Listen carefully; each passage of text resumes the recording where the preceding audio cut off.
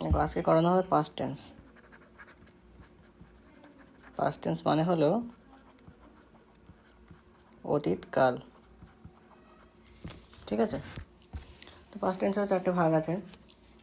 প্রথম ভাগ হলো কি পাস্ট ইনডেফিনাইট, আর একে কী বলা হয় সিম্পল পাস্ট। দেখো এইখানে সিম্পল পাস্ট বললে কী বুঝছি, যে অতীতে কোনো কাজ করা হয়ে গেছে সেই সমস্ত কাজকে বোঝাতে গেলেই আমরা সাধারণত সিম্পল পাস্ট বলি। আচ্ছা, সিম্পল পাস্টের ফর্মুলা কি? ফর্মুলা প্রথমে সাবজেক্ট, তারপরে ভার্বের 2 নম্বর রূপ, তারপর অবজেক্ট। প্রথমে হলো সাবজেক্ট, সাবজেক্ট ভার্বের 2 নম্বর রূপ, তারপর অবজেক্ট। এটা হলো ফর্মুলা। ঠিক আছে, চলো উদাহরণ দিয়ে বুঝিয়ে দিই। যে একটা বলি,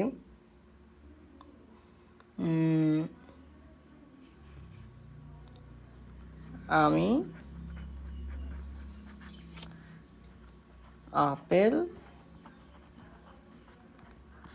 খেয়েছিলাম। তাহলে এখানে সাবজেক্ট কি? আমি, আই।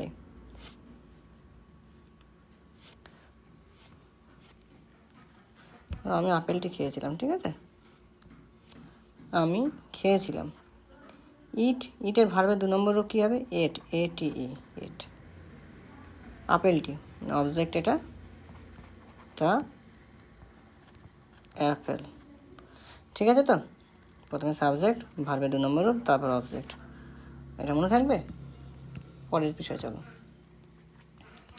এইবার যদি বলি পরেরটা পাস্ট কন্টিনিউয়াস টেন্স, মানে অতীতকালে কোনো কাজ চলছিল, অতীতকালে কোনো কাজ চলছিল। ঠিক আছে, এরকম বোঝালে তাকে আমরা বলি পাস্ট কন্টিনিউয়াস টেন্স। তাহলে ফর্মুলা কি? এর ফর্মুলা সেন্টেন্স গঠনের প্রথমে কী হবে? সাবজেক্ট প্লাস এই যে বি ভার্ব হবে কি? ওয়াজ কিংবা ওয়ার। ঠিক আছে, তো এটাকে বলা হয় বি ভার্ব। এরপরে যে ভার্ব বাড়বে এবং তার সঙ্গে আইএনজি যোগ হবে। ঠিক আছে, তো আইএনজি যোগ হবে, যোগ হয়ে তারপরে অবজেক্ট। তাহলে প্রথমে সাবজেক্ট, তারপর ওয়াজ ওয়ার হবে বি ভার্ব, সাবজেক্ট অনুযায়ী ডিপেন্ড করবে, তারপর ভার্বের সঙ্গে আইএনজি যোগ হয়ে মূল ক্রিয়ার সঙ্গে, তারপর অবজেক্ট। একটা উদাহরণ দিই, দেখি আমি আপেলটি খাচ্ছিলাম। দেখো কোনো একটা কাজ তো করছিলাম অতীতকালে না, তাহলে এখানে সাবজেক্টকে আমি, এরপরে বিভার বসবে, তাহলে ওয়াজ হয় আই ওয়াজ। এবার বলেছি যে আমরা খাওয়া ইংরেজি কি? ইট, ই এ টি ইট, তার সঙ্গে আইএনজি যোগ হবে ইটিং, আপেলটি অবজেক্ট দ্য অ্যাপেল। ঠিক আছে, ব্যাস। এবার চলো পাস্ট পারফেক্ট টেন্স। ঠিক আছে, তো দেখো এইখানে আমরা 2টো কাজ বোঝাবো অতীতকালে 2টো কাজ, একটা কাজ 2টো কাজ। ঠিক আছে, তো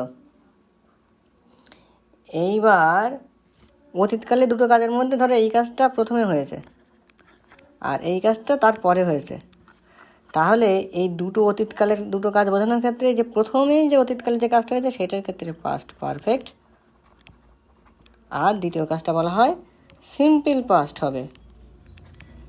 ব্যাপারটা কেমন দেখো, এখানে যদি বলি যে আমি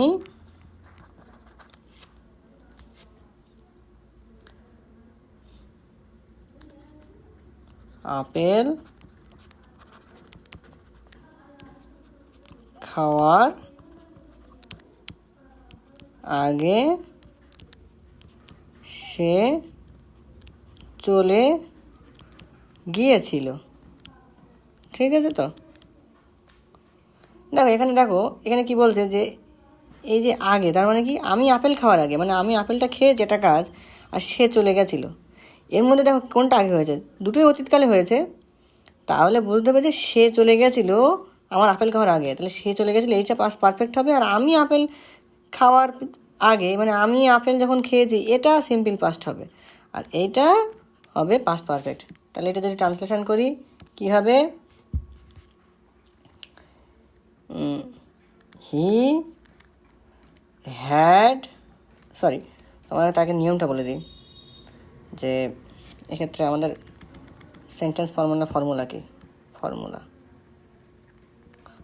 পারফেক্টের ক্ষেত্রে ফর্মুলা হলো সাবজেক্ট, তারপরে হলো হ্যাড বসবে। ঠিক আছে তো? All time had, HAD had, তারপরে কি বসবে, ভার্বের 3 নম্বর রূপ। ঠিক আছে তো? তারপরে অবজেক্ট বা আদার্স কিছু যেগুলো পড়ে থাকবে। তাহলে ওই ক্ষেত্রে কি বলেছি যে সে চলে গেছিল, হি হ্যাড, চলে যাওয়া ইংরেজি ভার্বের ঠিক গান, before I ate the Apple. দেখো এই ক্ষেত্রে দেখো হি হ্যাড গান, মানে সে চলে গেছিল, এটা পাস্ট পারফেক্ট। বিফোর মানে আগে, কি before I ate the Apple, মানে আমি আপেলটা খাওয়ার আগে। তাহলে এইটা দেখো সিম্পল পাস্টে হলো, আর এইটা হলো পাস্ট পারফেক্টে। এবার দেখো পাস্ট পারফেক্ট কন্টিনিউয়াস। দেখো পাস্ট পারফেক্ট কন্টিনিউয়াস কী বলো তো, এটাও একই রকম ব্যাপার, যে অতীতকালে দুটো কাজ হচ্ছিল। ঠিক আছে তো? তার মধ্যে অতীতকালে ধরে একটা প্রথম কাজ, একটা দ্বিতীয় কাজ। এইবার সেই ক্ষেত্রে প্রথম কাজটা বেশ কিছু সময় ধরে চলছিল, একটা নির্দিষ্ট টাইম ধরে চলছিল দ্বিতীয় কাজটা শুরু হওয়ার আগে।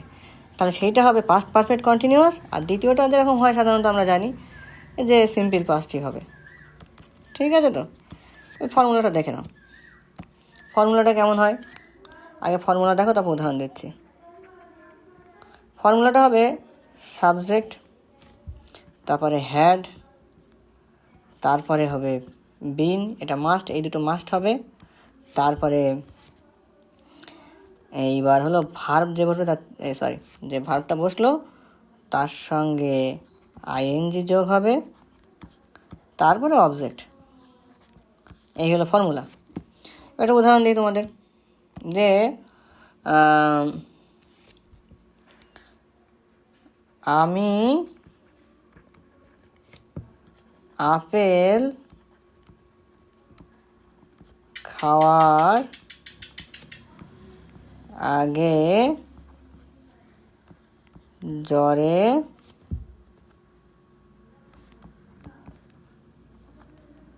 ভুগছিলাম।